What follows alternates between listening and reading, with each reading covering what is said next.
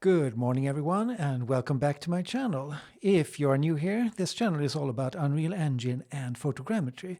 So what I do is I travel around the world, I do a lot of photo scanning, and then I bring those models into Unreal Engine and build environments from it. Eventually I will sell it on the Fab store.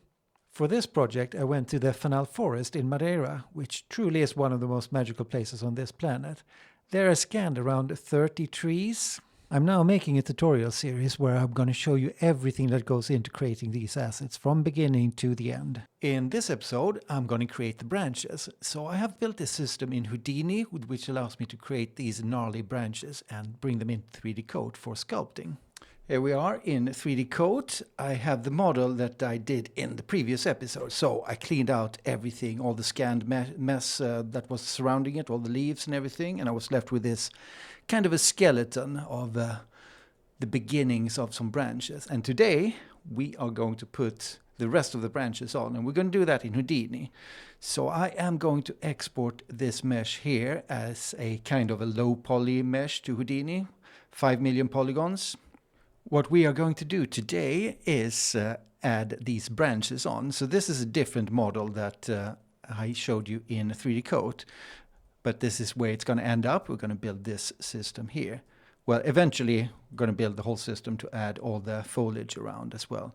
But today we're going to focus on making the big branches, and eventually we're going to add the leaves on top there as well. Here we are in an empty Houdini scene. Well, it's not quite empty. I have my old nodes from a previous scenes. This is all that I've built up from before and that I'm now going to try to reuse. So I'm just going to repurpose it for every tree that I'm making. So to begin from the beginning, I first need a couple of reference meshes or work meshes. So first of all, I'm going to need the tree mesh. So I'm going to import that here, and I'm going to need a point cloud that I'm getting from RealityScan, and I'm going to need a reference mesh with cameras. But first of all, let's fetch the mesh that we exported from 3D code. And here it is. It comes in super huge because like I explained before, the coordinate systems is different from each program, and it creates this huge mess that yeah, it's not fun to work with. But since I'm in Houdini, it's all procedural, so I can put in these move and scale and transform nodes here that will help me quite a bit getting back and forth between the programs. So it's in. I'm just putting a funky color on it so it's easy to see. In RealityScan here, I have, this is a simplified mesh. Now you can see the reason I want the point cloud is, as it builds up here now you can see that the mesh is getting created. So I want to be able to follow these branches here. I want to recreate the branches. It's actually really hard to see where the branches are. It's hidden in this white cluster here. So that's why I will just export the points instead. So let's see, I'm in RealityScan 2.1 now, and if you haven't upgraded yet, the menus might look different. They moved around quite a few things and renamed it, so it's a bit confusing, but it's the future, so just getting on the program here. But for instance, we need to first find the view, and it's now called vertices, solid, and color texture. It used to be called suite before, which is, maybe it's odd. So vertices, this is what it looks like. To export your point cloud, you just go to export here. And I have it under recently used formats, but if you just go down a bit, you will find the one called the LAS. That's the one I'm using. So you just hit that one and save it here. Once it's saved out, you can go to your point cloud and load it in. So up here, I have the exported cloud there. So you drop down a LiDAR import node, and that will allow you to read this. Now it comes in yeah, depending on your settings when you exported it, it comes in upside down or whatever. But I have these where I scale it to the world, and it's going to flip it into the correct way. So I want the background to be dark just now so I can easily see. So you can see once it comes in, it's kind of over bright. So that's why I have this attribute Wrangle here. So all this does is gamma it down a bit, so I get more of a actual representation of the point cloud here. I want to get rid of these white things here so it's easier to see where the branches are. For that, I have a delete node. And in the delete node, I'm just using the luminance and deleting it according to that. So everything that's white and whitish is going to get removed. Then after that, I got another scale node. This will scale it to the exact place where it's supposed to be. We can lighten it up a bit, and it's also easier to see once you remove quite a few things here. So let's just take a few things away. So that hits the delete button. There we are. That would do for now. In RealityScan, I have a ref mesh here that I have decimated or simplified down to 5 million triangles, because I don't really need this any high resolution. What I want is the cameras. Export, model and point cloud. It used to be called the dense mesh model, but this is new. And it should end up in the folder where you want it. It's right there. And I'm going to click save on this. So what I need here now is, I don't need any textures or anything, but I could use the vertex color. So I have that clicked into yes. But the important thing is to export the cameras as a model part, yes, and export cameras, yes. And then I set it to transformation preset Blender Maya, and that's usually good enough. And then I can twist and turn it in Houdini as I like, and I click OK. Back in Houdini, I dive into my ref node, and as usual, it comes in very big.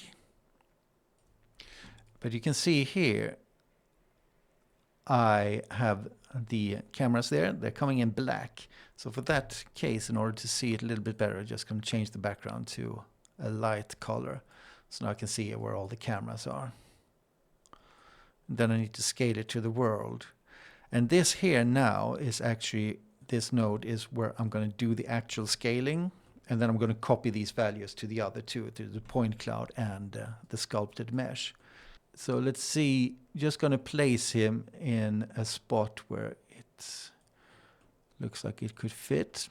And then you have to try to remember how you shot the scene. So I usually, when I shoot in landscape mode, I put the camera up to the eye and I click.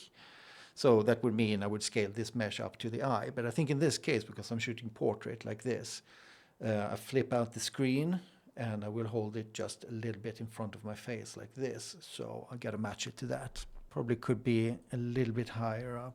145. Should we do? Let's do 1.5. Let's go with this 1.5. Copy that, and go to the point cloud. Control V. Punch in 1.5 there as well. And it is now matching up. But that means also that with these nodes that I just created, I can easily get it back into RealityScan again. And I'm going to do that when I generate the textures and all that kind of thing. So now I want to start recreating all of these branches here. So there are, of course, since it's Houdini, there are a couple of ways to do this. And one way would be to do it procedurally. But since I really want to capture the essence of the tree, it's a hero tree after all, I want to be able to follow these branches as closely as I can. So that's why I'm doing the hero branches like this. So I'm going to start creating curves and using this mesh here as a mesh where I can stick the points to, so I can follow the curve easily. Now, if you wouldn't have this, where you can't get the curve to stick, it would be quite hard, actually. It would take a long time. But now I can actually do this pretty fast. And then eventually, all of this here is also going to help me create the canopy and to get the shape correctly. So it's going to be an absolute invaluable reference. But let's dig into it. So down here, I got my branches. So I got hand-placed branches. This is what we're going to do mostly. And then I got some procedural branches as well. And then I dive into my branches hand-placed node here. Now, this is how it works. So I got a curve node drop down here. And with this, I'm going to choose this little tool It's well, it's the curve tool, and you need to be in the tool in the gizmo mode, tool mode.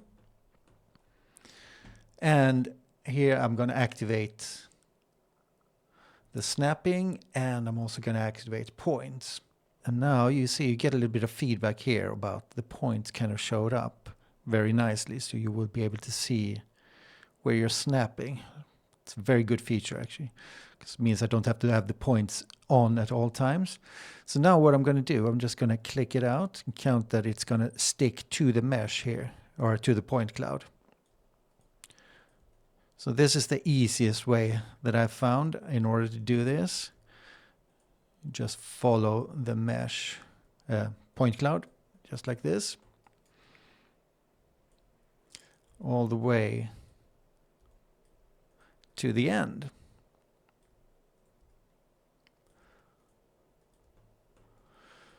So this works really, really good. You get very far, and it kind of gets you very close to it. But of course, it's not going to get you 100%. You can see here it's it's kind of off already. But if I hit enter, it's now created, and I can use this tool to move the points without having it sticking. Well, I have to turn off the snapping as well, and then I can just move this into position just a tiny bit better. So you want to do this for at least a couple of the more important branches, but otherwise I just find that getting the shape close enough is usually all that you need. But for a big branch like this, it's of course nice to get it as close as you can. So all the effort you put in here, it's going to reflect in the quality of the model eventually. So once I'm done with one of these, I will go to convert the polygons to go from the NURBS curve to polygons. You can see what that does. I have it set so I get quite a few points here. Now I need a few points because the way I will taper this is with counting the points. It's a simple way to do it, and it's a fast way to do it. So I just have a little attribute Wrangle here, where according to the amount of points, it's going to taper more and more and get thinner towards the end. So in the beginning, it's going to be set to 0.05, and at the end 0.01. And this I can, of course, tweak. So let's say if I do it 0.02, it's not going to be as much of a taper. So it's not 100% tapering, but it's pretty good still.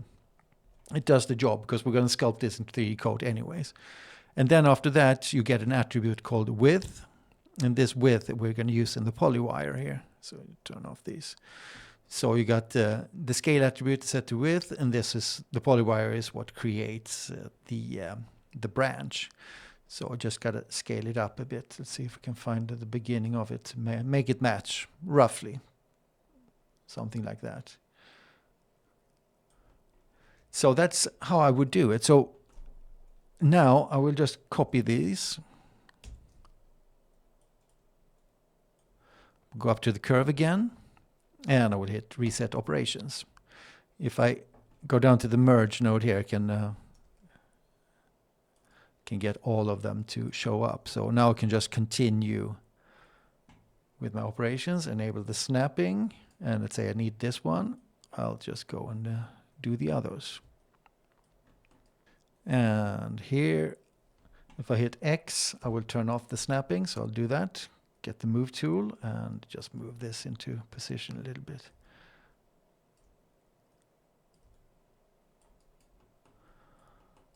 All right.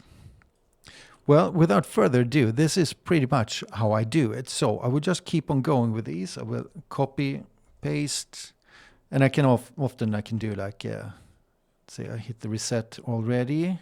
It's good to hit the reset and then copy them out so you don't get double. It can easily happen that you forget to reset it when you copy it, and then you get two instead of one branch at the same place. And on the polywire, yeah, let's set it to 0.6 is maybe a good start in most cases, and then copy it. So I will just go a couple of these So this is going to be like, you can easily have like 100 of these branches if you are so required, but hopefully not too many, because it takes time to do these. So we're going to do most of the hero branches are going to be done like this, and then we're going to switch over to the procedural ones and do a couple of the smaller branches here that are not as important that they get exact. Well, it's done. So it took me a solid 2 hours to do all of these, but now most of the branches are done. So let's see what we got here. If I click away the point cloud, you can see this is what I built using that technique that I just showed you. So let's dive into the node, and we can see here this would be all of the curves that I hand placed. So it's actually quite a lot. It's much more than you think when you just look at this.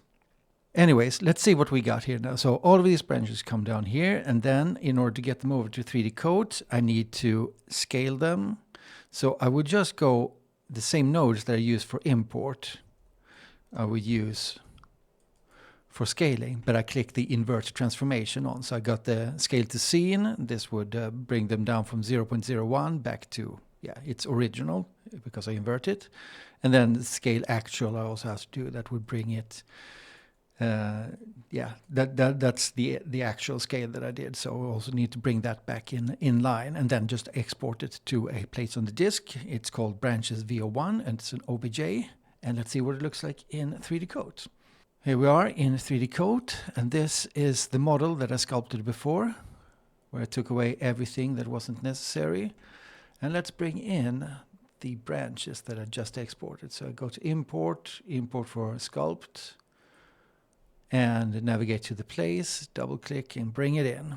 And here we can see if everything has gone well with all the transformations and everything, it should all snap into place. What we are going to do with this, I'm going to voxelize this and merge it together with the main tree here, and then we're going to sculpt everything in so we don't get any seams at all, and we get like a nice tree texture, bark texture on the branches as well. But before I do that, I'm going to do the procedural branches as well, because we've got a few more of these small ones to do. Back in Houdini, here we have the tree. First, before I do anything else, I'm going to dive into the point cloud, and I am going to enable this pack thing here, because now we don't want anything to stick to the points here when I'm using the branches procedural. Go down to the procedural branches. So if I dive in here, so I got a little bit of a network here. It's just going to generate, I'm going to use points to click out the beginnings of branches. So let's see if I click here. First of all, I need to bring in the actual mesh.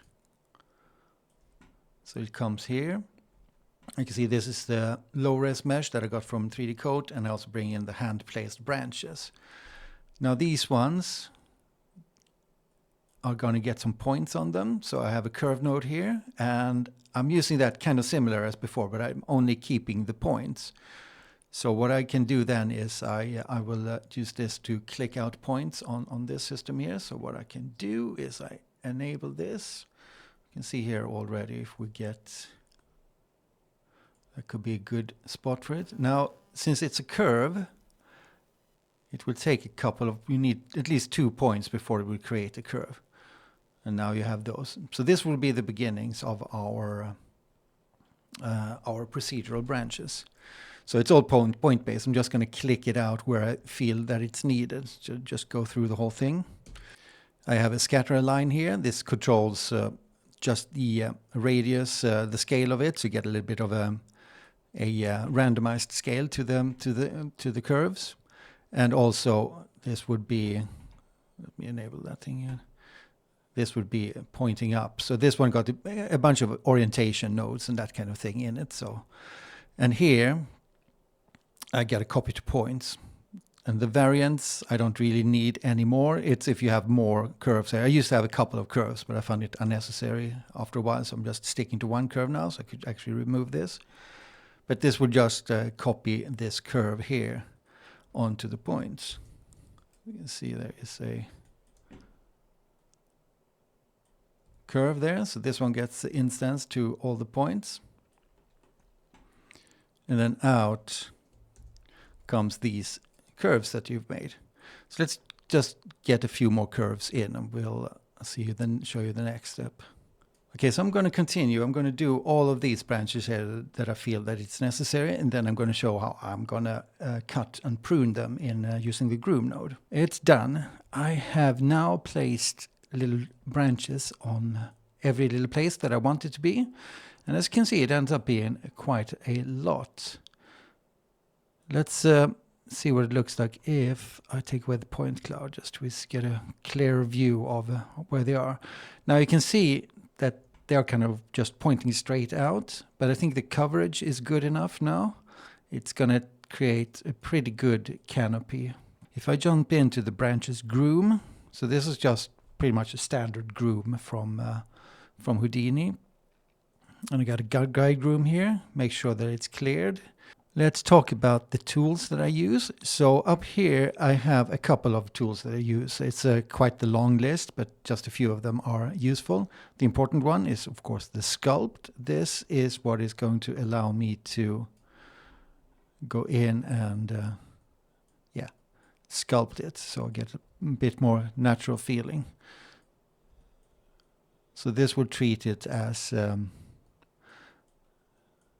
hair strands kind of, and you got a very good feeling. So there are some good improvements in Guide Groom 2.0. It really sculpts a lot better than the previous one. There's still a couple of issues, but I do think it's a huge improvement. So you got Sculpt, and then the next one to use is the brush. Now this one is actually quite handy as well. So what it does, it doesn't affect anything but the normals. So this is how you can align if you want to align the direction of them. So what's left behind here is the original curves. I'm not going to use them at all later on. So what I usually do is I try to turn this in the direction I want it, and then I go in and sculpt it. Other things to think about here, it's you got the delete. So let's say you got a couple of too many, you can just click it and get rid of it. Then you have the cut, and this one is also very important because now they're all kind of similar length. There's some slight variations in it, but the cut will allow me to just shorten them. You can see it's wobbling there a little bit. That's because I got this guide process here. There's a frizz there that gets added. So if I just click here, this is the pure grooming of it. And then I just add a little bit of curl on top of it to not make it so straight. But this is, of course, really good. So I will also go in and cut these down. And the opposite, if you need to make them a bit longer, can go with the adjust length and you can just paint that out. So I find this to be extremely flexible as it is. I get a lot of stuff done in here. So let's see what I do once it's done. So let's say I sculpt all of this. I would then go down to the guide process. I add a little bit of a frizz. There are a couple of other curls and stuff you can add as well, but just a tiny bit, just to shake it up a little bit. And then it goes out. Once it's out, I bring it back into the branches procedural here. I step down. And this is an object merge, so this will pick up the twigs. So you see now it flips over to this. And here is my sculpted twigs. Then it goes through a whole range of nodes where I will turn them into tree branches eventually. The little noises was also a UV mapping, if that's what I want at this stage. Now here I can choose if I want to send these over to 3D Coat for sculpting. I can do that. It's still a good time. They should be mostly thick enough for sculpting. The results would be better, but as you can see, when it comes to UV mapping, This will be an absolute pain to UV map all of these. And whilst I have them just extruded tubes like I have here, I have a auto UV map I can use. I'm now entering the final stage of the combing phase.